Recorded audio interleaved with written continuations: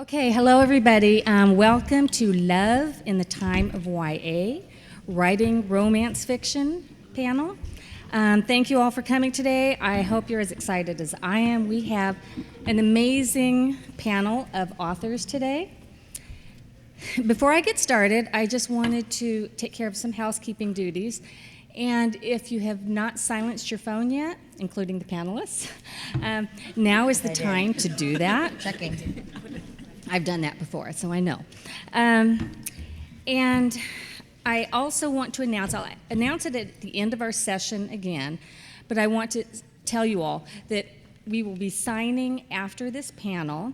Alexandra Bracken will be signing at Disney booth 1129, and the rest of us will be signing in signing area AA09 at noon after our panel, correct? Okay. I'm going to begin with introductions, and then I'll throw out a few questions to our panelists, and then I will save some time at the end for all of you to ask questions, so save your questions for the end. So let's begin and get this show underway. I'll begin with, I'm going in reverse alphabetical order because I know what it's like to always be at the end. Let's begin with Brenna Yovanoff. Brenna Yovanoff is the New York Times best-selling author of The Replacement, The Space Between, Paper Valentine, and Fiendish. Her newest novel, Places No One Knows, brings her to writing romance with a supernatural twist. It's a dreamy love story set in the contemporary dark halls of a high school and has been praised as an addictive, multi-layered, and brilliant romance. Brenna lives in Denver with her husband. You can learn more about her at brennayovanoff.com. Amy Tintera is the author of Ruined, as well as Reboot and Rebel. She has degrees in journalism and film and can usually be found staring into space, dreaming up ways to make her characters run for their lives. I believe it. She lives in Austin, Texas. Her latest novel, Ruined, the first in a series, combines epic stakes with revenge and unexpected love and has been described as the perfect blend of fantasy, adventure, and romance. You can visit Amy online at amytintera.com. Cami Garcia is a #1 New York Times best-selling author and Bram Stoker-nominated author and the co-author of Beautiful Creatures and Dangerous Creatures novels. Her solo series, The Legion, includes the instant New York Times Unbreakable and its sequel, Unmarked. Cami was a teacher for 17 years and co-authored her first novel on a dare from 7 of her students. If she isn't busy watching Supernatural, Cami can teach you how to escape from a pair of handcuffs. How do you know that, Cami? I'll tell you later. Or bake a Coca-Cola cake. She has never raced a car, but there is still time. Cami lives in Maryland with her family and their dogs, Spike and Oz. Her newest novel, The Lovely Reckless, has been called sexy and action-packed and hits shelves on October 4th. Visit Cami at camigarcia.com. Kate Elliot, wave so everybody knows who you are. Kate Elliot is the author of more than 20 novels, including the Spirit Walker trilogy, the novels of the Geron, and the Crossroads trilogy. King's Dragon, the first novel of the Crown of Stars series, was a Nebula Award finalist, and The Golden Key was a World Fantasy Award finalist. Kate was born in Iowa, raised in Oregon, and now lives in Hawaii. We're going to have a retreat there, okay? Her latest novel... Not really. Her latest novel, Court of Fives, is the first in a new series and has been called gripping, original, and full of high-stakes adventure. The second book, Poison Blade, hits shelves August 16th. You can visit Kate at kateelliott.com. Andrea Cremer is the New York Times and international best-selling author of multiple books, including the NIGHTSHADE series. She began writing novels after a horse broke her foot. 10 books later, she believes that horse must have been the agent for fate. Prior to becoming a full-time writer, she resided in the academic world where she was professor of early modern history. She now lives in Southern California, where she enjoys writing at outdoor cafes with her Havanese Joss and riding her horse in the Chino Hills State Park. Her latest novel, The Conjurer'S Riddle, is the sequel to The Inventor's Secret. There we go. This alternate history adventure series has been praised as swashbuckling, adrenaline rush with a fearless heroine. You can learn more about Andrea at AndreaCremer.com. And last but not least, Alexandra Bracken is the New York Times #1 best-selling author of The Passenger and the Darkest Mind series. Born and raised in Arizona, she moved east to study history and English at the College of William and Mary in Virginia. After working in publishing for several years, Alex now writes full-time and can be found hard at work on her next novel in a charming little apartment that's perpetually overflowing with books. Perpetually.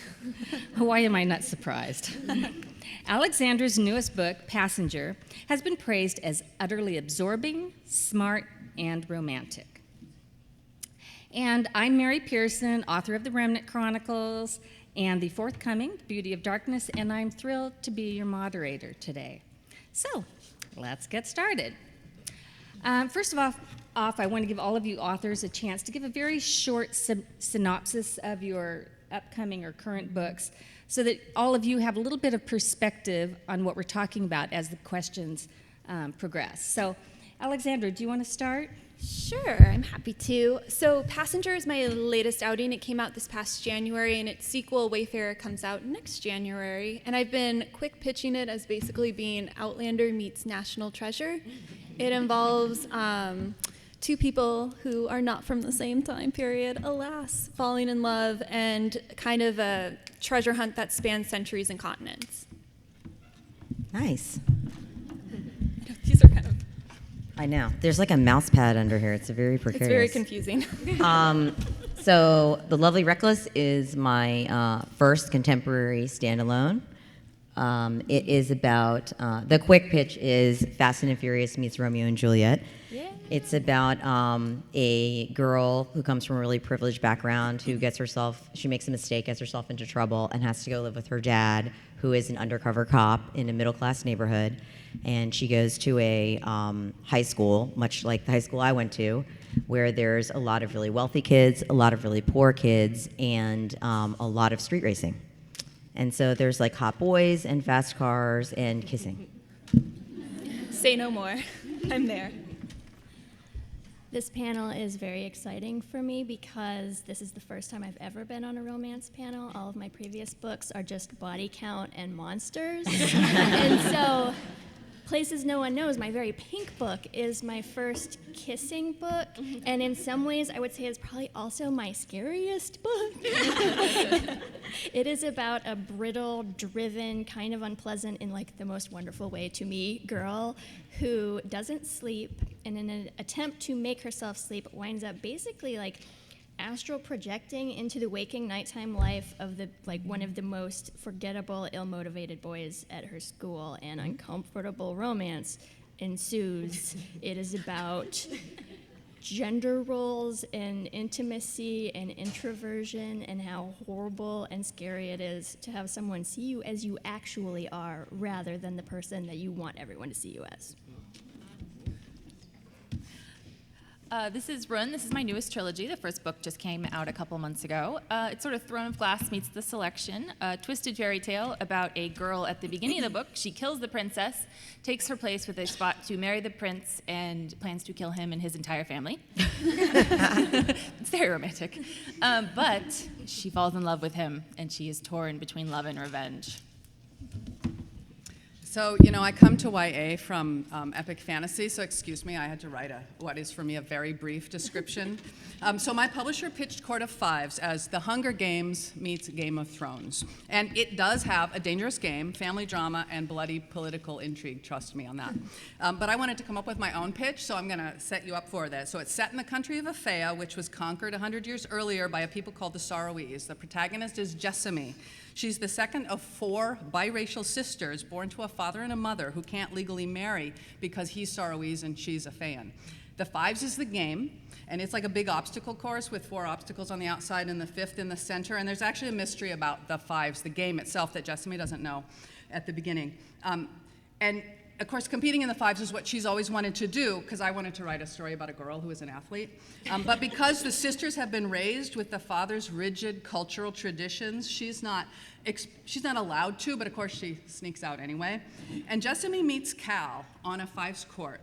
And he's exactly the person her parents and everyone else tells her that she must have nothing to do with. And then, of course, disaster strikes. So my pitch, you've been set up, my pitch goes like this. Little Women, meet American Ninja Warrior. In a fantasy world inspired by Cleopatra's Egypt. Well done. That's awesome. I know. I'm not stealing your books. They're not going under the table. So this is the Conjurer's Riddle. It is the second book in my current trilogy, the Inventor's Secret trilogy. The Inventor's Secret comes out of a combination of my 2 passions, both history and fantasy. And it is a reimagining of early 19th century North America in a steampunk world where the Americans lost the Revolutionary War. So the main character is Charlotte, who is, I think, a rather fearless heroine, though she can be kind of impetuous and making bad decisions sometimes, but that leads to fun. And so, yeah, it's basically a romp across a landscape that is both familiar and unfamiliar at once, and there is lots of mad science and interesting and frightening machines, and as lots of kissing too, because I do love the kissing. So. Okay, great. That leads right into my first question. Chemistry. Let's get down to brass tacks here. That first look, that first kiss, that slow burn in the stomach. Chemistry plays a role in love and in our love stories. Sometimes even when 2 people do not want to fall in love and do their very best not to, there's still an attraction that draws them to one another anyway. Carl Jung said, the meeting of 2 personalities is like the contact of 2 chemical substances. If there is any reaction, both are transformed. And that's, I think, what we're really waiting to see is how is this going to change our characters? So let's talk about the sizzle and the burn. In your books, you keep us waiting for your characters to ignite. Can you talk a little about those first looks, first kisses, first whatever, and how you like to build the burn? Can I start? Yeah. Okay.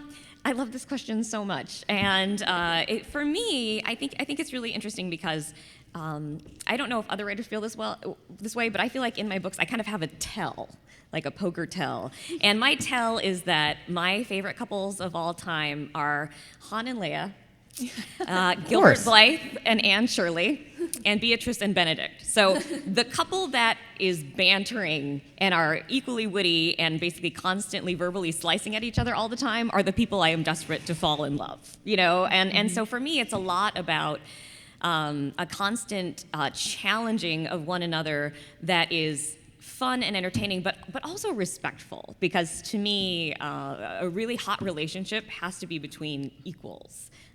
So that's what it's the build for me, to establish a relationship of equals that has this kind of underlying, boy, we're really, really hot for each other as well. So. Can I go?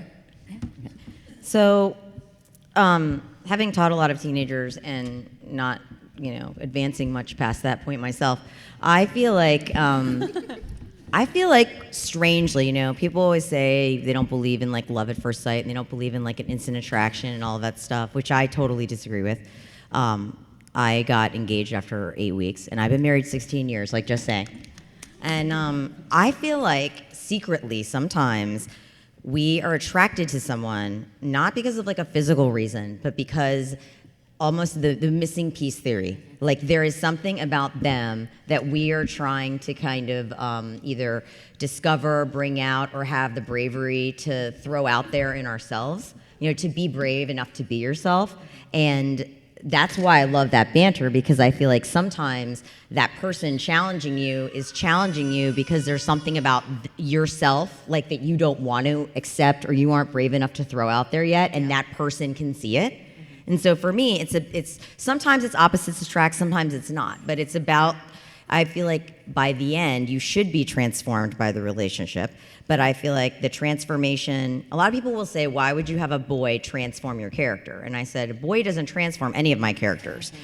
In mine, the boy and the girl transform, they both transform, and they transform themselves by being brave enough to have that relationship and figure out who they are. So I think it's sometimes a misnomer to say that the relationship transforms them or the boy or the girl transforms them. It's more like that person gives you, quote unquote, for lack of a better term, because there's only one small person here and he's crying, so he must be really young, the balls to be like the person you're ready to be.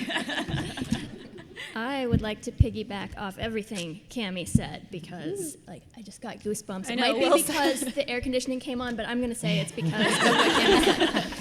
When I was growing up, I did not read a lot of romance because it was very demoralizing for me. And this was a long time ago. There was not the breadth and width of romance that we have now for YA. A lot of it was these stories that basically were girls who had a lot of emotional intelligence, which I did not have, and they would meet a boy and teach him how to love. And I would read these books and I would think, oh, this is not going to end well for me. I don't know how to teach someone this because I don't know it. And so Places No One Knows is very much the book that I wanted to read at 16, where you have a girl who on the one hand is very smart about some things, but not about people. And when she meets Marshall, he is actually very good emotionally, and he's not good at some other stuff. And so in a lot of ways, their chemistry, for me, depends so much on what they can give each other, what they bring to the table. In Passenger, Nicholas, the main male character, and Etta, the main female character, have a very epic first meeting of the gays kind of moment during a sea battle. So it was kind of an inopportune moment. But I do think it's true to life, like you guys were saying, that when you see someone you are physically attracted to, there is that tiny moment of, hey. Even in a bad moment, I think personally. But the really rewarding thing about chemistry is how it's unraveled and slowly revealed. And I agree with everything you both were saying. And I think it's really what the two characters bring out in each other and how they enable each other to reach their goals. And sometimes those goals dovetail, and sometimes you get some nice conflict when they don't dovetail and they go opposite directions. But yeah, I think there's a very thin line between what most readers would call insta-love and having that initial spark of attraction and then working towards the fulfilling moment when they finally kiss. Or whatever. Depending on the age level. I've written a lot. I put a love story in all my books, which in science fiction and fantasy has gotten me in trouble for being too girly. What? Yeah, you know how that is. But I love everything you guys are saying. So I just want to quickly talk about a craft aspect, because I've written a lot of different love stories, and I have certain ones, Mr. Darcy and Elizabeth Bennet, I won't mention those names, that are kind of my favorite. But I try to do something different in every story, and part of that is figuring out what it is for that couple that's going to be the thing that works for them. So in my Spirit Walker trilogy and Cold Magic, the dude is kind of a jerk, and they've got a lot of this, right? And I loved writing that. And then for this one, I thought, I want to do some more of that, the circumstances. He's a good guy, but the circumstances keep them apart, like you're talking about that. But then I had to figure out what made them have that chemistry. And so part of it, because they're both athletes, was physicality. And it took me into the second draft to figure out that part of it was competitiveness. Then that created, and I hit this thing where he said something, and I was like, whoa. Yeah. I thought he was, I didn't know he was a little competitive with her, that he felt that, right? And then that's when it sparked for me. And then I had him. So, yeah. I agree with Andrea. I kind of have the same, I have a tell, and my tell is Buffy, for sure. That's a great tell. I didn't even realize it until I've been writing for a while, but I'm a Buffy Spike shipper, but also with Buffy and Angel, it's a dynamic where one of the characters is like really terrible but conflicted about it. And that you can see the same thing in my reboot series and my run series, except it's the girl both times who is like murdering a lot of people. And the boy is the nice one. That's how we do it in YA usually. Yeah. So I think that I kind of am always like recreating that relationship, and I find that dynamic really interesting when one person is kind of horrible and the other person comes in and is kind of, I still love you, you know. I am a big believer in opposites attract. I married my opposite, and so far, like decades later, it's working out. But some of you sort of touched on this, and an aspect of chemistry that sort of heightens it sometimes is forbidden romance. And sometimes that forbiddenness is self-imposed. It's not necessarily, it might either be social structure of the world they live in, or it could be self-imposed. And I'm thinking of your book, Brenna. I think that's more of a self-imposing kind of forbidden romance. So do you want to talk a little bit about that? Why does forbidden romance intrigue us? Well, for me, with Waverly, Mary is absolutely right. On the surface, it kind of looks like a socially forbidden romance, the good girl, the bad boy, but there are not really external obstacles. There is only Waverly. And so to me, it was really important to explore the way that we kind of will straitjacket ourselves into what we think our identity has to be. And by doing that, just cut off this whole slew of options and default to the comfortable thing. And so I wanted to write a book about people who are forced into a situation that is not comfortable and makes them become much larger people because of it. And that goes back to the transformative power of reactions. I taught a lot of teenagers, and one of the things that, especially the boys, I worked mostly with boys, struggled with a lot was the expectations of their parents, of not wanting to disappoint people, to want to get into the right college, to want to be the right kind of person. And in my book, Frankie, I was just not thinking about my last book. Frankie is, her whole life is like, I'm going to go to, an Ivy League school. I'm going to get good grades. I'm going to go to the country club and volunteer and do all the stuff I'm supposed to do and be perfect for my mom. And she doesn't actually think about the fact that, whether or not she wants to do any of these things, she cares about any of these things, or these things are, good for her. And when, in the beginning, this is not like it's on the book, it's not like a surprise. Her boyfriend ends up, who's a longtime friend of hers, also ends up dying in a tragic situation. And all of a sudden, it's kind of that feeling of like, what's the point of all this? Like anybody, anything could happen to anyone at any time. Like, why am I doing all this stuff I don't care about? And she makes a reckless decision and ends up having to go with her dad. My dad was an undercover cop in stolen cars in DC for 25 years. And the structure and the things imposed upon them are definitely very external. I mean, she also is resistant because she doesn't want to care about anyone and lose anyone again. But cops are very black and white. Everything is right or wrong. You are a criminal or you are not. If you steal, you are a thief. Like my stepdad, if you steal, if you're starving, like he's like, you should go beg someone who has bread and ask them to give you some bread and work. And I'm like, well, what if they're like, I used to have these arguments because I had friends who lived in terrible circumstances and had, parents who were not around. Like they were raising themselves and their siblings. And we would fight about it all the time. And in this book, it's the same thing.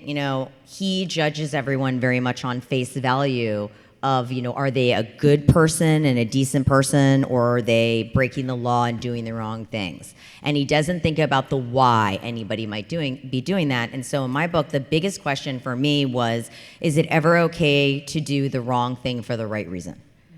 And I think that's a hard thing when you're a teenager to decide for yourself. Is it ever okay to lie, to go against what your parents want, you know, even to sell out one of your friends because you know they're putting themselves in danger. So I feel like that is the big question. She has to figure out, how do I balance what I know is right in my heart versus like what somebody else wants me to do? In Passenger, there's a really, okay, give you some background. Etta and Nicholas are both time travelers. Etta is from modern day New York. Nicholas is from 18th century New York.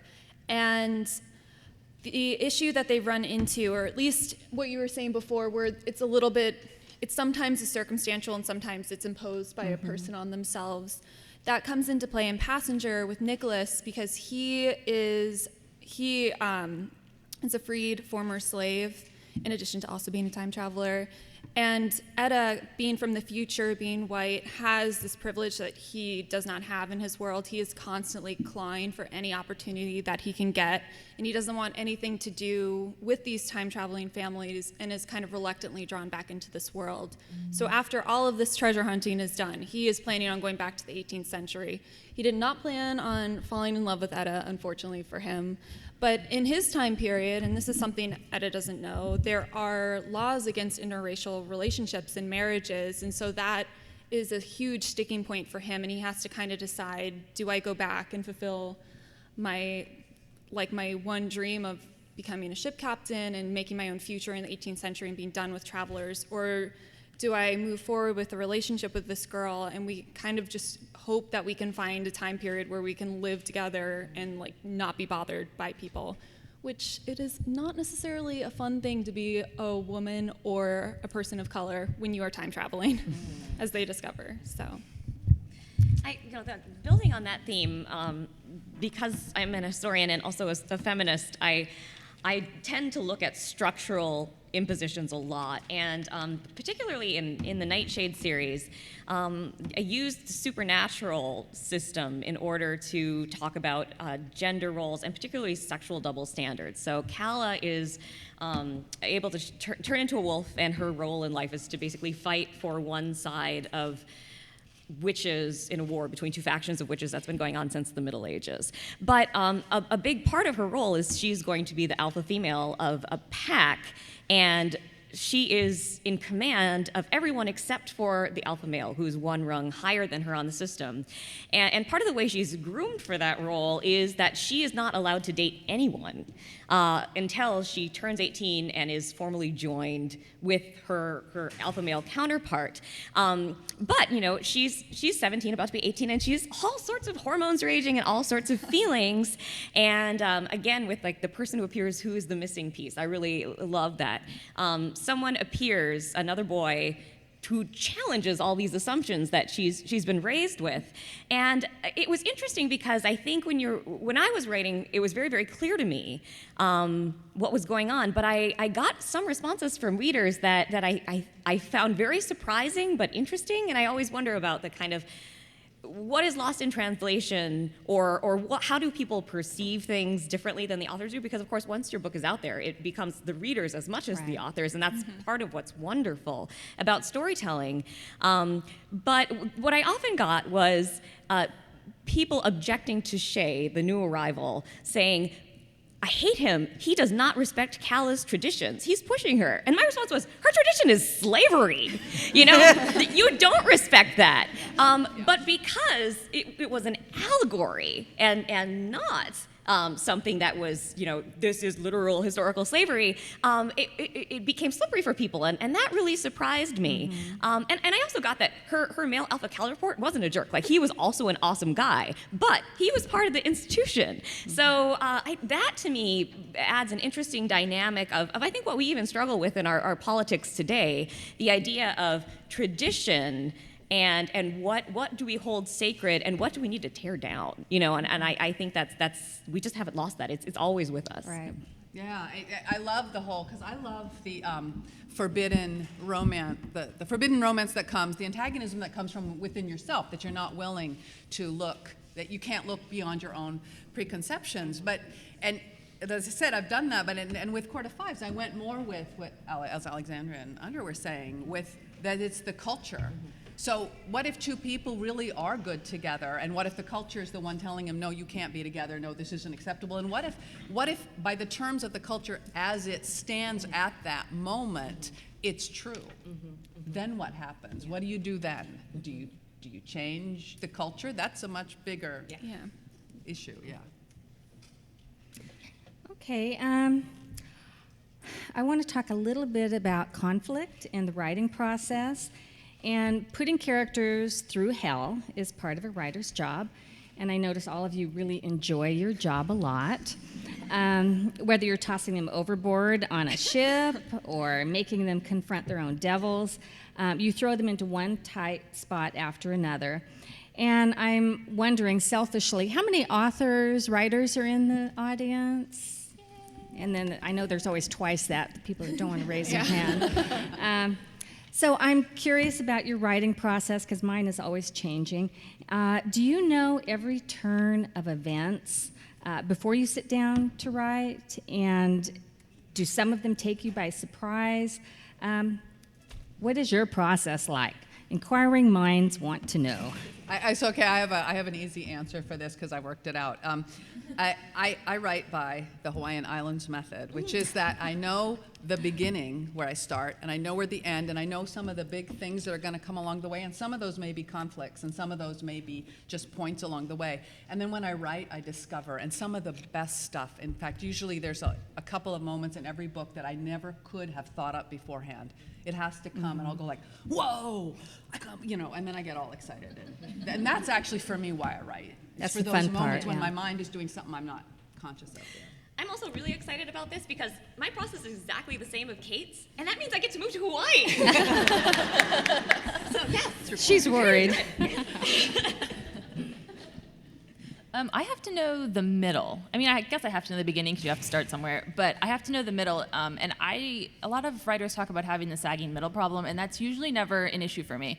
Because as long as I have this one big, huge thing that happens in the middle, I just fill in everything from there. And like if you read all my books, you'll notice that like huge shift happens in the middle of the book, and everything completely changes. And for me, that's the most interesting. It's the most interesting thing, and it's where I start upping the romance. I feel like that's where they kiss, or that's when they get really mad at each other, or you put the action and the romance together, and it's more satisfying.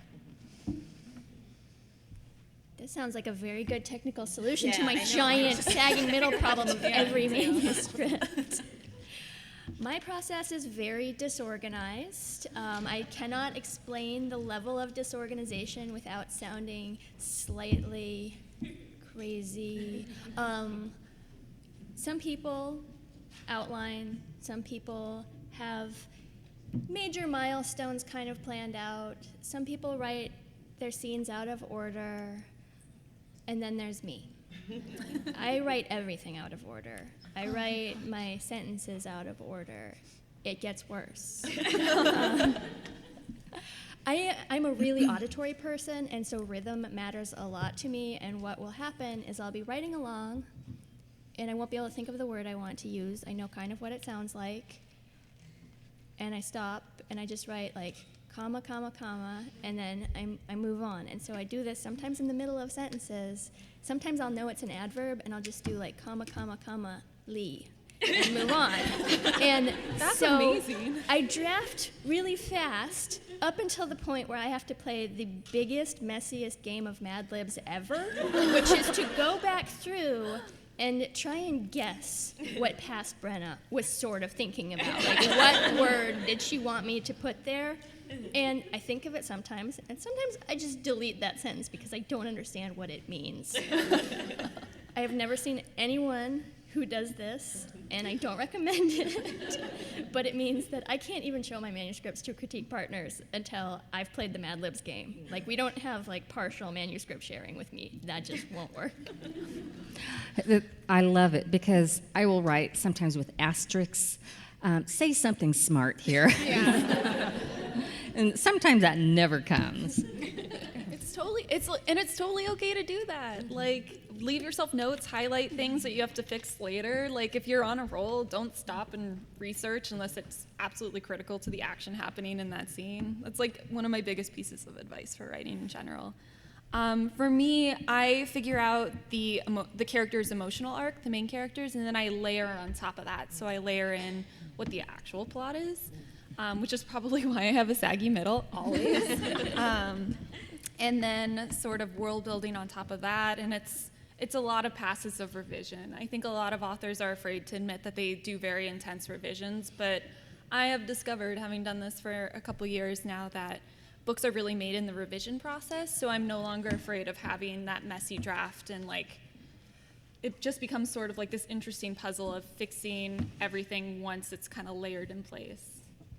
Mine's similar. I use a beat sheet, which is what screenwriters use. So I know the midpoint is super important to me. I always know the end. Yeah. The beginning I never know, because the beginning that I think is the beginning is not the beginning that my agent, editor, or critique partners feel is the beginning. They're like, by the way, that would be chapter 3. So now I'm just used to like, this is gonna be chapter 3, and then there'll be more chapters in the beginning. So once I definitely cannot start. The end is the thing I always know right from the jump. There might be a little bit in the like rollout that I don't know, but like the actual like last scene of the climax, I know. And like every book, every short story. Because for me, that's like where all of the threads have to come together. And so what I usually do is I can move around a little, but I'm super linear until I have the first like 80 pages locked down. I cannot work. So Carrie Ryan and Holly Black are my critique partners, and I have to write at least 50 before they'll read it. And then I usually send it to them, and Carrie will be like, where's the beginning? And I'm like, no, this is the beginning. And she's like, Cammie, this is not the beginning. Where's this setup? I'm like, no one wants to read that. So like, for me, it's really hard because I just want to start like where stuff is happening immediately. So I have to figure out how to make stuff happen immediately and actually like introduce some people to you also. And then, but I do the surprise thing. So what I like is I might know those major 10, stops along the way, but I don't necessarily know how I'm going to get to them. And as I write, sometimes a few of them, usually my midpoint never changes. James Scott Bell, who I love, wrote an amazing book called Writing from the Middle. He's a writing guru, and it's all about what you're talking about, how you can write your entire book from the midpoint.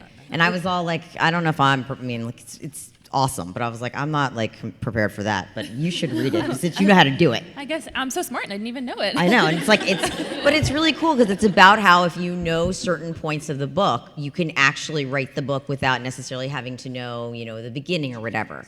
The biggest thing for me is I write super skeletal, meaning like rarely anything in my drafts is ever cut. My drafts are super short because like it's all dialogue, action, and like no one has any clothes. Everyone's like, and his jeans, and my editor's like, is everyone going to be wearing jeans? I'm like, no, I'll fix that later. They have a hair color and a height usually, and that's it. And they don't look like anything. But they have really specific dialogue and voices and personalities. And then in the next one, I layer in like the stuff, like the looks and all that stuff. Like I'll say and then if I don't know what stuff is, I just write crap here later. Yeah. I put it in highlight, and I do blanks, but I don't know they're going to be adverbs. I just write like part of a dialogue, and then I write like add joke. Because I can't think of the joke. But again, what you said is true, because I feel like once you go into revise, you can play with all that stuff. And I'm lucky enough that I have an editor that gets that, and it's not like, what's the joke? I need to know the joke right now, or I can't like give you critique notes. Because the joke is not what matters. It's the banter or the rhythm or whatever that matters. So once I feel like I have all those things in order, and sometimes I don't. Sometimes I'll be like, you know what, this should be like way near the beginning. Like, why is this in the middle? Once it's all, like you said, once the puzzle pieces are where they belong, then I can like add, I call it Holly's like, then she adds the fat. So that's when I add like the meat and stuff to the bones.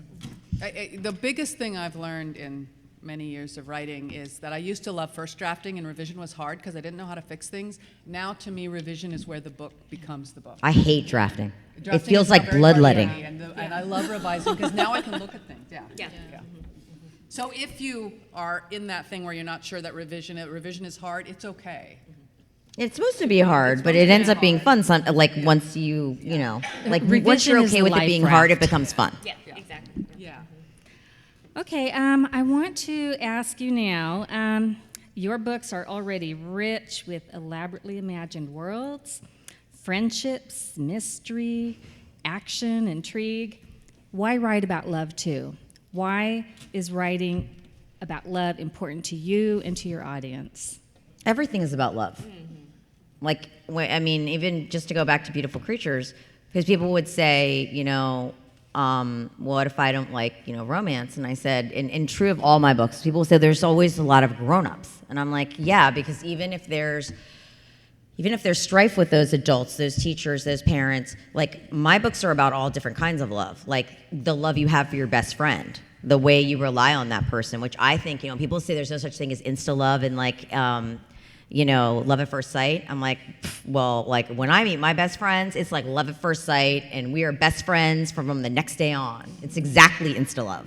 Yeah. You know what I mean? And for me, it's about like those relationships, like the people you connect with, the love that you have. Unfortunately, sometimes my characters don't love themselves yet until the end. But it's the love that you have for other people and all those other relationships, because some people, they don't have anybody.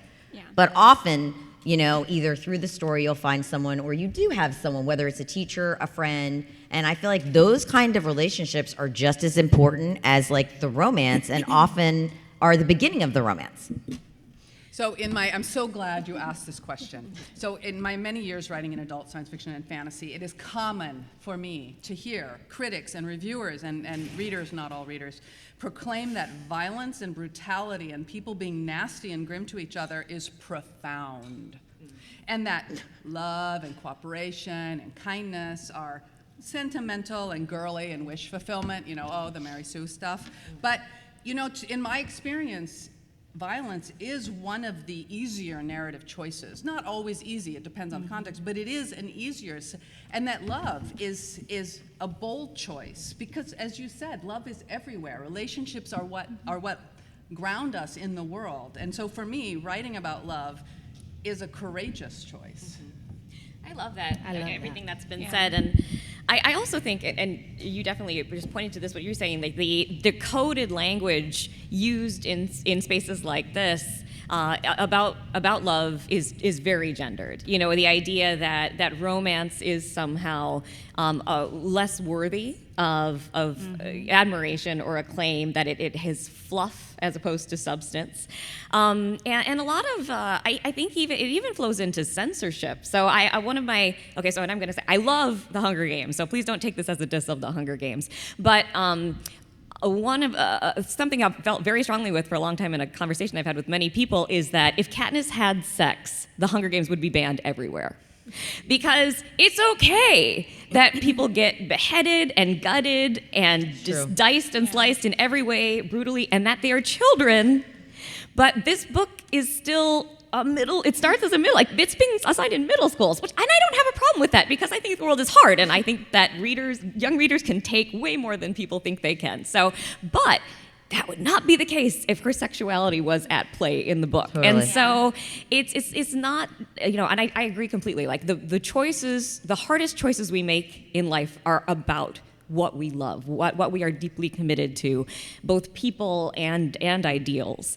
But it's very much also about the way we value our bodies and our relationships and what we say is important. If you make the choice to sacrifice yourself on a battlefield, it's valued on a completely different level than how you choose to claim who you are sexually and who you are emotionally, when these are equally difficult and important choices. And that's a battle we're definitely still fighting. And I think there's really wonderful conversations happening right now in sci-fi and fantasy, and there's been a lot of pushback, but we have a long way to go still. Mm-hmm. Well, and it is absolutely mind-blowing to me that culturally we trivialize emotion or relationships, because growing up, like, that was the hardest stuff for me to understand. Even as a writer, that was the hardest stuff for me to kind of pin down on the page. I feel like I'm a much better writer now and am able to write about emotion in a way that I probably wouldn't have been able to. When I first started writing, I used to write emotion kind of like the way that, like, virgins and John Updike write sex scenes. Like, they were English words in an order, but I had not locked into it yet. Like, this was me leveling up to be able to write about these things. This was not trivial for me to figure out how to talk about relationships. Good romance is also incredibly difficult to write. Yeah. And like sometimes it's hard to describe what makes a good romance, but the second you read a bad romance, No. you're like, like, you can immediately identify it when it's like bad overwrought. chicken. Yeah. If you eat bad chicken, like you can't look at the chicken and know it's bad, but once you take a bite, you know that it's bad, and you're gonna get salmonella. So I have mad respect for adult romance writers, anyone who's out there trying to write romance, because it's tough to get that like perfect. It's like resonance almost. It has to like hum exactly right and all come together perfectly. Do you have trouble writing like the romance part, or is that easier for you? It's usually romance is usually what I struggle the most with writing. I love writing friendships, so it's always like I have to like really like get my brain into writing a romance. It's kind of interesting. But I mean, friendship is a kind of, as you were saying, is like a form of love. I was going to say romance. I was like, not really. It's a form of love. It's just a different kind. It's a different level. Yeah. Okay, I could just go on and on with this forever. You're a really I good love moderator, this Mary. conversation. Thanks, Mary. But I want to make sure that you all have a chance to ask a question. So if you want to line up, and while you're I love how she knows the drill. while you're lining up, I'm going to have all of you talk about what is coming up next, and then we'll have the audience ask their questions. So do you want to start, Andrea, with what's Sure. next? Okay, so this is the middle book in my trilogy. It should be, I don't believe the paperback is out yet, but it will be out in August. Yes. Okay, so it's coming soon in paperback. The third book is called The Turncoat's Gambit, where everything gets wrapped up, and that book will be published in November. And then I am currently working on murder mystery / horror that will be out in fall 2017. So. The Poison Blade, which with a different cover actually, will be published in August. It's got a blade on the cover now instead of the arrowhead. And I'm revising book 3 of this trilogy, and then if you promise not to say anything, because, oh, no, I can't talk about it. But I do have another project in mind, and it might resemble a gender-bent Alexander the Great. It is a space opera, but don't tell anybody I said that. So. Don't tweet that. That sounds amazing. So Rund is the first in a trilogy. So the second one will be out next year, May 2017. It's called May 2017, and it's called Avenged. The third one will be out the following year, May 2018. I have no idea what it'll be called. If you have any ideas, come tell me, because I really don't know. I'm in the middle of a big titleless mess that's about misanthropy and idealism and trying to become your best self, and it has like a small time travel element, which is the worst decision that I ever made. Time travel's the really, worst. really hard, and I have only just filled in all the commas, so I can't really talk about Oh my it God, the coherently commas. yet. So The Lovely Reckless comes out on October 4th. I am also writing, which we are doing the first chapter sampler signing tomorrow. I am writing an X-Files book about Teen Mulder and Jonathan Mayberry. Super fancy. Jonathan is writing Scully, and we're signing the samplers tomorrow. And then I'm also writing another, I don't know what you call it, gritty contemporary romance book that's going to be out the following fall. So probably October-ish 2017. Passenger sequel Wayfarer is out next January. I am signing chapter samplers if you would like to come gaze upon the beautiful cover and read the first couple chapters. In the Disney booth at 12 p.m., Disney booth 1129. Okay, and for myself, my next book is The Beauty of Darkness, the final book in the Remnant Chronicles, and that will be out in 1 week. Do you have it? Do you have it? It's a gorgeous cover. It is gorgeous. Do you have one on you? I know, I have, well, I'll show you later. Anyhow, so let's get to our questions. We only have a couple minutes, so go for it. You guys talked a lot about series, and I was wondering how you decide the arc that goes in a first book, second book, third book, sixth book, whatever, and like how you decide how the arc goes and then does the little dips. And also, I was wondering if your books were for sale later today. What? I was wondering if your books were for sale later today to get them signed. Are books for sale? Yes, Mysterious Galaxy has them, right? They're Yes. giving away some of these, I think, at my signing. I Because got these that are at ARCs, so you can't buy I got them. yours at the Archie Book Lovers Convention. Sorry, Cammie. I think they should be for sale at Mysterious Galaxy. Okay. So for me, again, I when I started writing, I realized I was thinking, and I still do, like, I think in trilogies, and I realized it's because that's what I was raised on. It was Star Wars, Lord of the Rings. And I'm like, okay, I just think in threes, you know? So I feel like I can't claim that arc for myself. It's just that was what I was raised on as being, this is what's good. I want to do that. So, yeah, no profound advice, but. My goal in life is to write a standalone. Because I think in trilogies. Yeah. And you've got your setup and the creation of the conflict, and then you have the complication. And the important thing about the middle book is that it shouldn't just continue on. It shouldn't be like just adding pearls to a string. It needs to up it. It can't be a sausage link, like a bridge. And then the third book resolves it. Yeah, you have to freeze Han Solo in carbonite in the second book. Basically, the first book is set up. The second book is where you destroy everything. Yes. And then the third book is where you try to fix it a little. Perfect. And you have to save the sex for the end, in my opinion. If you're gonna have a sex scene, it's got to be at the end, or I lose all interest in your books. Okay, step on it. All right, so Cammie, you were saying earlier about how mainly you just give your characters like a hair color and a height.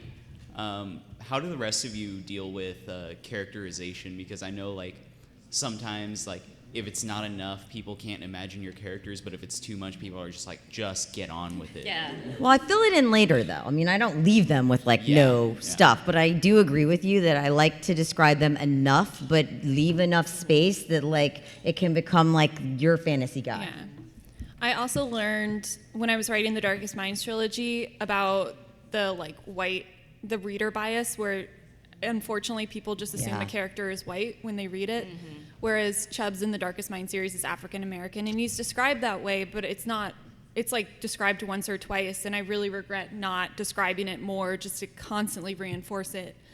So there is like a very fine line between giving like a nitty gritty, like their cheekbones were like at the level of their ears, versus just like had a very chiseled face, and the reader can interpret that without you having to plant an exact image. And part of the way that I deal with characterization is using how other people react to them and how they react to other people. To me, a lot of characterization is simply on how people react to each other, how they change their behavior with one person and to another person, how they react when they see someone come into a room, and that's where you get a lot of stuff. Yeah, and don't ever have them looking at themselves in a mirror. Oh, no. Unless they've been horribly mutilated in some way, and then that's okay. Like But contemplating the shade of their brown hair. Yeah. No. They're looking to see if nothing they've like been that. named. That's okay. That's cool. And I also, for me, it's tough because I want to give my readers space to envision the characters who they are, but then there are some readers who really, really want to have a solid, and so I've become a big fan of Pinterest, and so I will create Pinterest pages for my books to be like, this actor could maybe be like this person, just to kind of give images without, but also say, they can also look like how you imagine them. Okay, I'm getting the signal that we are out of time. Maybe the rest of you can get a chance to ask questions.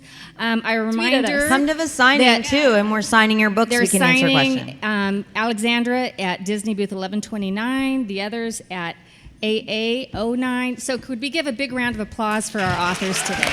And to Mary.